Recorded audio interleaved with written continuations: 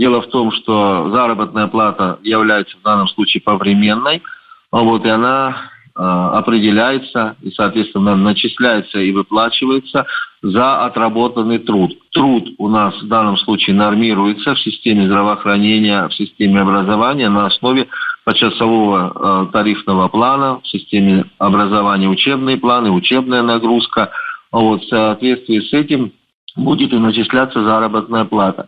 В этой связи для того, чтобы дать непосредственно разъяснение и пояснение по этому поводу в соответствии с действующим и трудовым законодательством, и нормами соглашения, правительственное решение определяет особенность, что заработная плата каждого конкретного работника зависит от его квалификации, сложности выполняемой работы, количества и качества затраченного труда и может быть как выше, так и ниже целевого значения средней заработной платы.